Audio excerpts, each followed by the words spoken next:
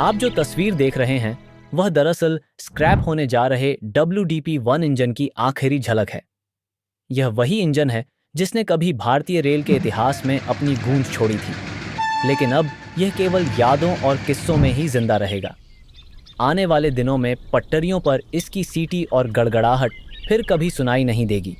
यह नज़ारा मानो किसी युग के अंत की तरह है, जहां एक पूरी पीढ़ी का साथी अब हमेशा के लिए विदा हो रहा है। नमस्कार साथियों, स्वागत है आपका रेल टेक इन्फो में। भारतीय रेल के इतिहास में जब जब नई ज़रूरतें सामने आईं, तभी नए प्रयोग और नई क्लासेस जन्म लेती गईं।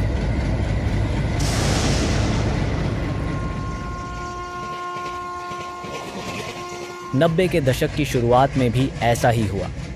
उस समय हमारे पास WDM और WDG जैसी मजबूत लोकोमोटिव्स थीं, जो मालगाड़ियों और मिलीजुली ट्रेनों को बड़ी आसानी से खींच रही थीं। लेकिन भारतीय रेलवे को एक ऐसे लोकोमोटिव की तलाश थी जो हल्की फुल्की पैसेंजर ट्रेनों को तेज रफ्तार से दौड़ा सके। एक ऐसा लोकोमोटिव जो शॉर्ट डिस्टेंस और मीडियम डिस्टेंस पैसेंजर सर्विस के लिए डेडिकेटेड हो। इसी ज़रूरत ने जन्म दिया WDP-1 का। WDP-1 भारतीय रेलवे का पहला समर्पित पैसेंजर डीजल लोकोमोटिव था। इसकी शुरुआत 1995 में वाराणसी के बनारस लोकोमोटिव वर्क्स BLW, जिसे पहले DLW कहा जाता था, से हुई। इसे इंडियन रेलवेज के इंजीनियरों ने WDM2 के V16 इंजन को मॉडिफाई करके V12 इंजन बनाने के प्रयोग से तैयार किया। मकसद साफ था, पावर थोड़ी कम हो लेकिन एक ऐसा स्पेशलाइज्ड लोको बने जो हल्की पैसेंजर ट्रेनों को आसानी से खींच सके और तेज रफ्तार दे सके।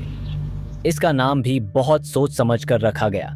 W यानी wide gauge, 1676 millimetre broad gauge, D यानी डीजल, P यानी पैसेंजर सर्विस और 1 यानी फर्स्ट जनरेशन। इस लोको में ALCO 251C 12 cylinder 4 stroke turbo supercharge engine लगाया गया था, जो 2300 हॉर्स पावर व 1000 RPM की शक्ति उत्पन्न करता था। इंजन में नेपियर Ni295A520 या ABB VTC 30 for VGO9 turbocharger और लार्ज आफ्टरकूलर का इस्तेमाल किया गया था, ताकि ज़्यादा हीट में भी परफॉर्मेंस बनाए रखी जा सके। फ्यूल टैंक की कैपेसिटी करीब 3000 लीटर रखी गई, जो एल्को फैमिली के अन्य लोकोमोटिव से कम थी। डिज़ाइन के मामले में भी यह बिल्कुल अलग था। WDP-1 का सबसे खास पहलू था इसका बोबो व्हील अरेंजमेंट और फ्लेक्सी कॉइल फैब्रिकेटेड बोगीज। इसमें कुल 4 एक्सेल्स थे और नॉमिनल एक्सल लोड 20 टन था। इसका कुल वजन 80.1 टन रखा गया था और मैक्सिमम स्पीड डिजाइन में 140 किलोमीटर प्रति घंटा थी, लेकिन एक्चुअल सर्विस में इसे 120 किलोमीटर प्रति घंटा तक सीमित कर दिया गया। सस्पेंशन सिस्टम भी खास था। Primary suspension helical coil springs पर आधारित और secondary suspension direct mounting springs से जुड़ा हुआ। बाद में इसके मॉडिफाइड वर्जन WDP-1M में सस्पेंशन सिस्टम और बेहतर किया गया और रबर स्प्रिंग्स भी लगाए गए। ट्रांसमिशन सिस्टम AC/DC था, जिसमें भेल का TA10106AZ ट्रैक्शन अल्टरनेटर और 4 TM4906AZ एक्सल हंग ट्रैक्शन मोटर्स का इस्तेमाल किया गया। ब्रेक सिस्टम भी मॉडर्न था। 28 LV एक twin pipe dual brake system, जो एयर और वैक्यूम दोनों ब्रेक के साथ कंपैटिबल था। इसके बाहरी डिज़ाइन को देखकर कोई भी तुरंत पहचान सकता था। यह बॉल्डी डिज़ाइन वाला लोको था। ग्रिल-लेस शॉर्ट हुड और स्कल्प्टेड साइड्स ने इसे बिल्कुल अलग बना दिया था। लेंथ करीब 14810 मिलीमीटर थी। पेंट स्कीम में भी वेरिएशन दिखा।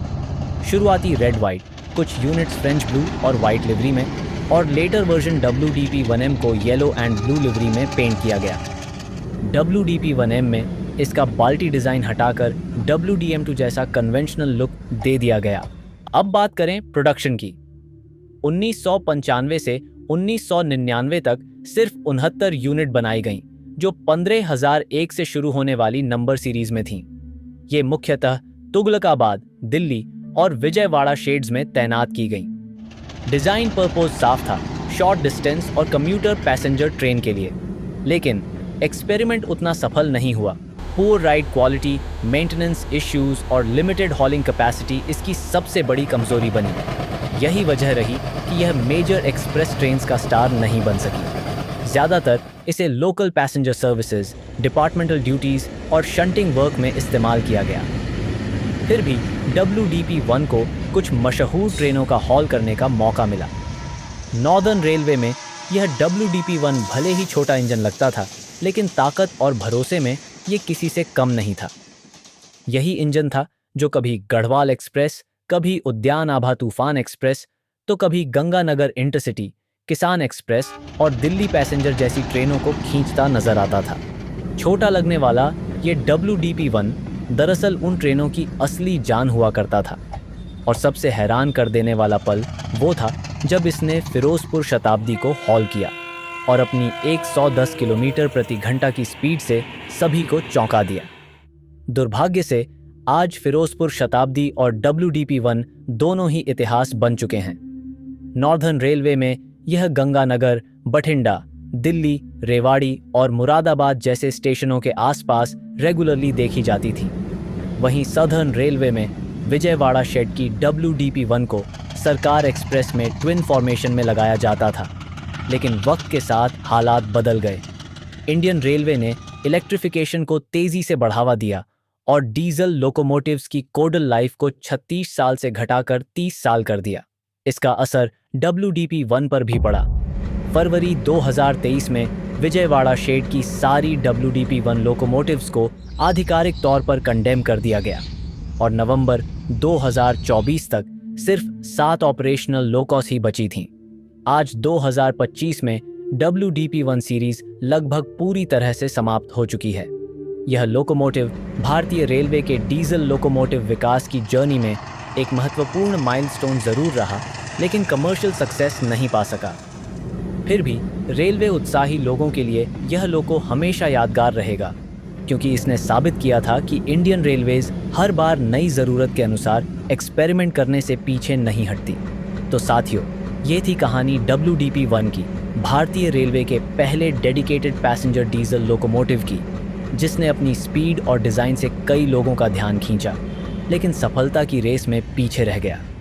अगले वीडियो में हम बात करेंगे इसके उत्तराधिकारी WDP-3 के बारे में, जो और भी इंटरेस्टिंग कहानी लेकर आता है। धन्यवाद। रेल टेक इन्फो देखने के लिए शुक्रिया और चैनल को सब्सक्राइब करना मत भूलिए। जय हिंद।